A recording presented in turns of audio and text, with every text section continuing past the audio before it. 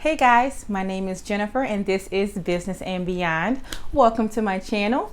Here we'll be discussing business finance, tips, tools, and resources that will ultimately help you do business better.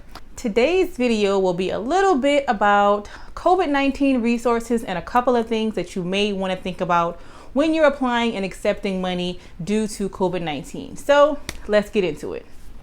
Now, due to COVID-19, this health pandemic that we've been dealing with for many months now, the health pandemic has ultimately turned into a financial, economic crisis for the nation.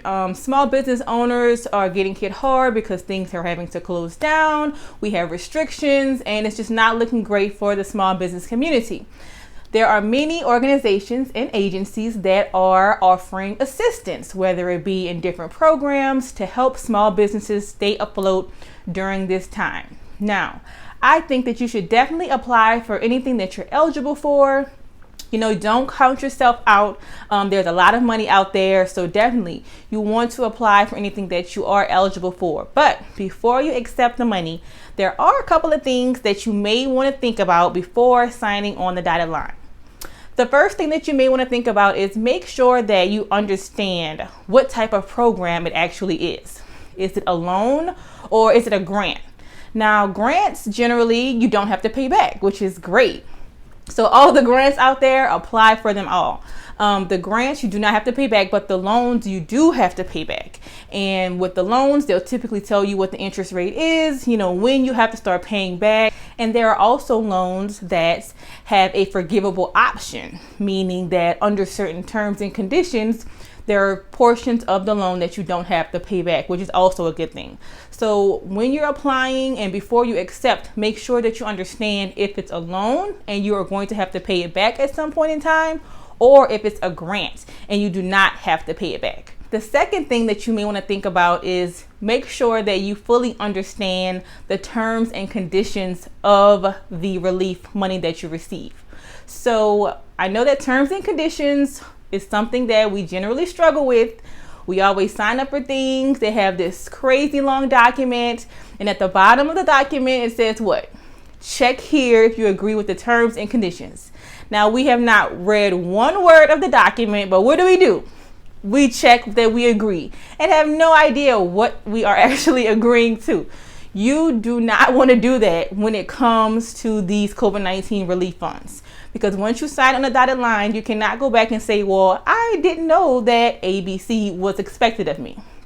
No, make sure that you read the terms and conditions of whatever funds you are receiving. Is it a loan? Is it a grant? If it's a loan, what is the interest rate? How long is the loan? When do you have to start paying it back? There are some loans where you have to start paying back within 6 months. There are some loans you get a full year before you have to start paying back. There are some loans where 2 years can go by. You don't have to start paying back until the second year. So that's something that you want to make sure that you know for sure, because you don't want to apply for a loan, receive the loan, and then a month later they're sending you letters saying, hey, it's time for you to make payments. And you're like, huh? You definitely want to know these things when you're accepting this kind of money. So definitely you have to make sure you understand the terms and the conditions of the money before you accept it. Another thing that you want to make sure that you want to know is if your loan has a forgivable option. Currently, the Paycheck Protection Program has a forgivable option if you spend your funds on certain expenses. So that is something that you want to know if you are eligible for sure. Now, with the forgivable options, just because your loan has a forgivable option does not mean it's going to be automatically forgiven. So I want you to pay close attention to that, because many people are signing up for this loan under the premise that, oh, well, it's going to be forgiven. No.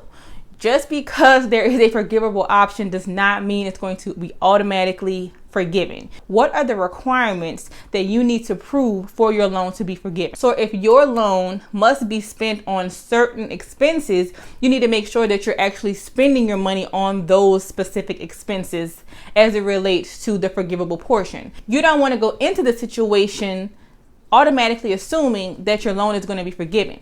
You need to make sure that you are prepared for both scenarios, if it's forgiven and if it isn't forgiven. That way, at the end of the day, you'll be fully prepared and there will be no surprises at all.